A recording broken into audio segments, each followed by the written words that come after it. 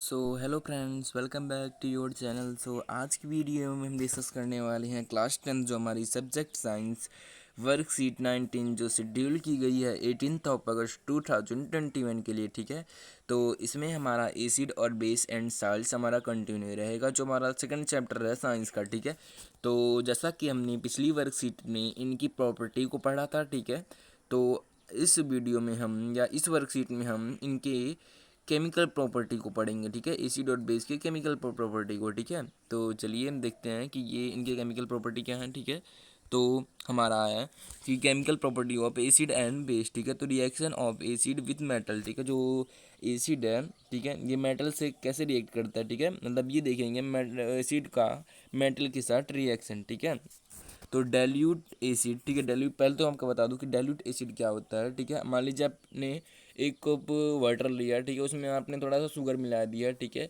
उसका जो मीठा स्वीटनेस रहेगा, ठीक है, अगर ज़्यादा है, ठीक है, तो वो क्या हमारा कंसनट्रेटेड एसिड कहलाएगा, कंसनट्रेटेड सोल्यूशन कहलाएगा। ठीक है, मान लीजिए उसमें आपने और पानी डाल दिया। ठीक है, उसकी जो मिठास हुई, उसकी जो स्वीटनेस हुई वो कम हो गई। ठीक है, तो वो क्या होगा, वो हमारा कहलाएगा डाइल्यूट एसिड। ठीक है, तो उसमें क्या है, अब जो है जो शुगर है, शुगर की जो जो उसकी मिठास है या इसकी स्वीटनेस वो कम हो गई। ठीक है, अधिक कम हो गई। ठीक है, तो वो क्या होगा, वो तनु अम्ल या डाइल्यूट एसिड या तनु सॉल्यूशन कहलाएगा। ठीक है, तो dilute acid like HCl and H2SO4। ठीक है, जैसे कि हमारे डाइल्यूट एसिड कौन कौन से हैं, हम मान लेते हैं HCl एंड H2SO4। हमने दो डाइल्यूट एसिड लिया, यानी हाइड्रोक्लोरिक अम्ल एंड सल्फ्यूरिक अम्ल। ठीक है, react with more reactive metal like zinc iron to evolve hydrogen gas. ठीक है, तो क्या हमने किया, हमने हाइड्रोजन ठीक है, हमने हाइड्रोक्लोरिक अम्ल एंड सल्फ्यूरिक अम्ल लिया। ठीक है,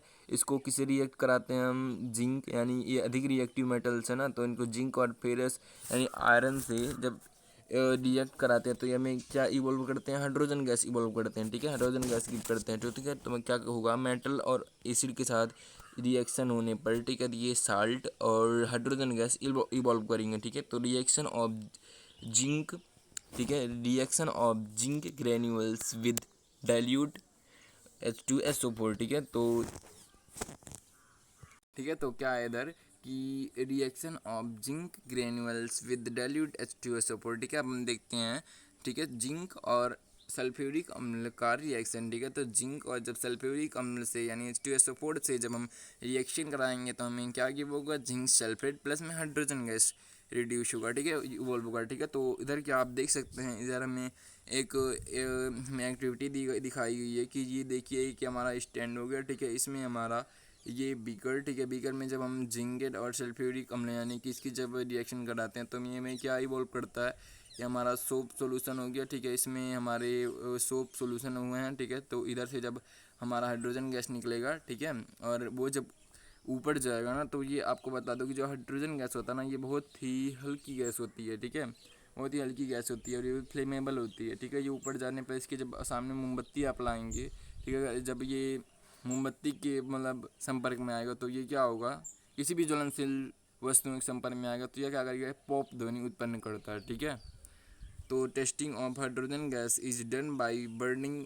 कैंडल प्रोड्यूसिंग पॉप साउंड। ठीक है, तो ये क्या करता है, अगर आप इसकी टेस्ट करना चाहते हो तो क्या करेंगे, बर्निंग कैंडल, ठीक है, जलती हुई मोमबत्ती अगर इसके पास ले जाएंगे तो ये क्या करेगा, हाइड्रोजन गैस ये पॉप साउंड प्रोड्यूस करेगा। ठीक है, तो उसके बाद हम देखते हैं कि nitric acid HNO3 does not produce hydrogen gas with metal except magnesium and manganese. ठीक है, तो नाइट्रिक एसिड जोड़ता है। ठीक है, ये आप नोट डाउन कर लीजिएगा। ठीक है, इसको नोट कर लीजिएगा कि जो नाइट्रिक एसिड होता है HNO3, ठीक है, ये हाइड्रोजन गैस नहीं प्रोड्यूस करता है, does not produce hydrogen gas. ठीक है, विथ मेटल एक्सेप्ट, और ये मैग्नीशियम और मैग्नीज के एक्सेप्ट यानी इन दोनों के अलावा ये किसी भी धातु के साथ हाइड्रोजन गैस नहीं प्रोड्यूस करता है। ठीक है, क्यों, क्योंकि ये जो होता है हमारा ये HNO3 यानी कि सल्फ्यूरिक अम्ल जो होता है, तो ये होता है, ये एक स्ट्रॉन्ग ऑक्सीडाइजिंग एजेंट होता है। ठीक है, ये क्या करता है, किसी भी अन्य मेटल से जब क्रिया करता है तो ये क्या करता है, ठीक है, हाइड्रोजन को क्या करता है, ऑक्सीजन ऑक्सीडाइज कर देता है ना, तो ये क्या बन जाता है, वाटर बन जाता है। ठीक है, तो हाइड्रोजन गैस इवॉल्व नहीं करता है। ठीक है, विथ एक्सेप्ट मैग्नीशियम मैंगनीज के। ठीक है, तो उसके बाद हम आगे देखते हैं। उसके बाद हमें दिया गया है कि reaction of acid base with metals, ठीक है। अब हम देखते हैं जो एसिड और बेस के साथ मेटल की अप्रिया, ठीक है, एसिड और बेस दोनों के साथ। तो when a metal reaction with a dilute acid a salt and hydrogen gas are form, ठीक है।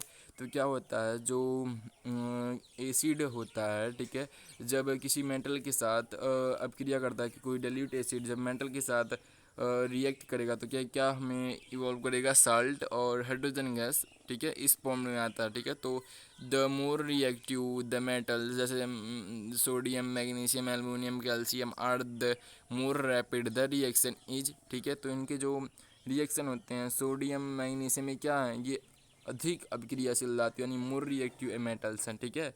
तो इनके साथ ये अभिक्रियाएँ करती हैं। जो द लेस मेटल कॉपर हमारा एजी यानी सिल्वर यानी H mercury will not react with dilute acid, ये डाइल्यूट एसिड के साथ अभिक्रियाएँ नहीं करती हैं, रिएक्ट नहीं करती हैं, ठीक है। जो हमारी जो होती हैं लेस रिएक्टिव जो मेटल होती हैं, ठीक है। मैंने यहाँ में एक एग्जांपल दिया है, जैसे कि हमारा जिंक है, जिंक जब HCl या हाइड्रोक्लोरिक के साथ अभिक्रिया करेगा तो क्या देगा हमें, जिंक क्लोराइड यानी और हाइड्रोजन गैस उत्पन्न करेगा, ठीक है, इवॉल्व करेगा, ठीक है। अब reaction of base with metals, ठीक है, अब देखते हैं, अभी तो हमने एसिड विथ मेटल्स देखा है, ठीक है, reaction of acid with metals. अब हम देखते हैं reaction of base with metals, ठीक है, बेस कैसे मेटल के साथ क्रिया करता है, ठीक है। तो स्ट्रॉन्ग बेस यानी कि स्ट्रॉन्ग बेस मतलब प्रबल क्षारक जो होते हैं react with active metals to produce hydrogen gas, ठीक है। जो स्ट्रॉन्ग बेस होते हैं ये एक्टिव मेटल्स के साथ अभिक्रिया करके क्या प्रोड्यूस करते हैं, हाइड्रोजन गैस, ठीक है। तो जैसे कि हमारा ये क्या है, जिंक है, जो जिंक क्या है, ये एक एक्टिव मेटल्स है, ठीक है। तो ये क्या करेगा, जब NaOH यानी सोडियम हाइड्रोक्साइड, ठीक है, ये हमारा क्या है, ये एक बेस है, तो ये क्या बनाएगा, सोडियम जिंकेट और हाइड्रोजन गैस इवॉल्व करेगा, ठीक है। तो आई होप आपको ये समझ में आया होगा। फिर अब हम आगे देखते हैं कि reaction of acid with metals oxide and metallic oxide and base with non metallic oxide, ठीक है। अब मैं आपको बता दूं कि मेटलिक ऑक्साइड क्या होता है, जो मेटल ऑक्सीजन के साथ अभिक्रिया करते हैं, ठीक है, मतलब जो जिस मेटल में ऑक्सीजन के साथ अभिक्रिया की होती है, ठीक है, तो वो हमारे क्या रहते हैं, मेटलिक ऑक्साइड, ठीक है। मान लेते हैं हम एग्जाम्पल से एक समझ लेते हैं, ठीक है। मान लीजिए हमारे पास है एक कॉपर, ठीक है, कॉपर जब ऑक्सीजन के साथ अभिक्रिया करेगा तो क्या बनाएगा, कॉपर ऑक्साइड, ठीक है। तो ये क्या हो जाएगा, ये हमारा क्या हो जाएगा, ये एक मेटलिक ऑक्साइड हो जाएगा, ठीक है, ये एक मेटलिक ऑक्साइड हो जाएगा, ठीक है। ऐसे हमारे नॉन मेटलिक ऑक्साइड होते हैं, तो ये क्या होते हैं, acid react right with metallic oxide basic oxide, ठीक है। जो मेटलिक ऑक्साइड होते हैं ये किस प्रवृत्ति होती है, बेसिक ऑक्साइड यानी क्षारीय होते हैं, ठीक है, to form salt and water, ठीक है। जब एसिड जो है ये मेटलिक ऑक्साइड के साथ अभिक्रिया करके क्या बनाता है, साल्ट रिएक्ट करके साल्ट एंड वाटर में प्रोड्यूस करेगा, ठीक है।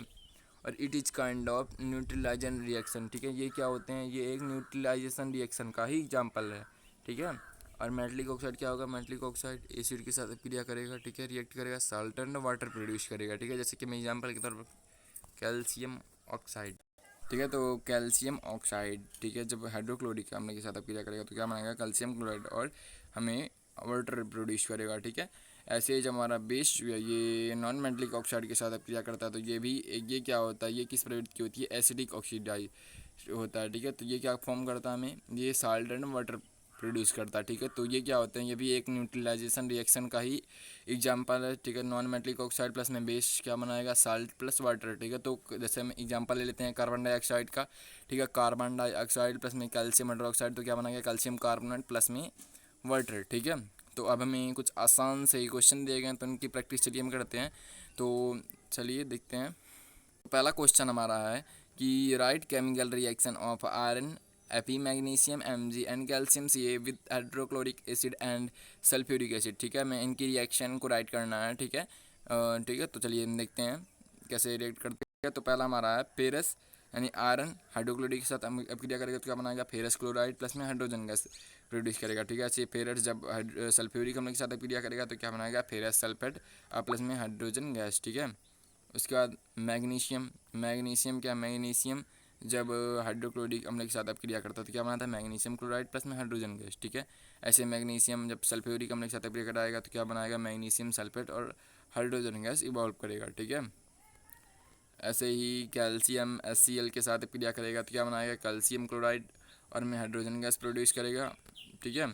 और कैल्शियम और सल्फ्यूरिकम, कैल्शियम सल्फेट प्लस में हाइड्रोजन गैस। ठीक है, तो ये हमारी पहली क्वेश्चन यहाँ होती है समाप्त। तो उसके बाद हम सेकंड क्वेश्चन को देखते हैं। ठीक है, उसके बाद हमारा सेकंड क्वेश्चन क्या है कि when copper react with nitric acid will it produce hydrogen gas और नॉट। Justify your answer. ठीक है, मैं जस्टिफाई अपने आंसर को करना। तो यहाँ क्या बोला है, यदि नाइट्रिक एसिड जो होती है, ठीक है, HNO3 है, ठीक है, वो कॉपर के साथ अपक्रिया करेगा, तो ये करेगा भी, तो ये क्या हाइड्रोजन गैस इवॉल्व करेगा, प्रोड्यूस करेगा या नहीं करेगा, इसको हमें आंसर को जस्टिफाई करना। तो हाइड्रोजन गैस तो हमने ऊपर पढ़ा है कि ये क्या है कि जो हमारा नाइट्रिक एसिड होता है, ये मैग्नीशियम और मैग्नीज के एक्सेप्ट में किसी को मतलब और किसी के साथ हाइड्रोजन गैस इवॉल्व या प्रोड्यूस नहीं करेगा। ठीक है, तो no hydrogen gas will not be produced because nitric acid is a strong oxidising agent which will oxidise hydrogen to water. ठीक है, तो ये क्या करता है, हाइड्रोजन गैस होता है, ये इससे हाइड्रोजन गैस प्रोड्यूस नहीं करेगा। ठीक है, क्योंकि नाइट्रिक एसिड जो है ये एक स्ट्रॉन्ग ऑक्सीडाइजिंग एजेंट है। ठीक है, जो कि जो हाइड्रोजन है उसको ऑक्सीडाइज करके वाटर बना देता है। ठीक है, जैसे हम यहाँ देख सकते हैं कॉपर। ठीक है, कॉपर क्या है, कॉपर हमारा एक मेटल HNO3 यानी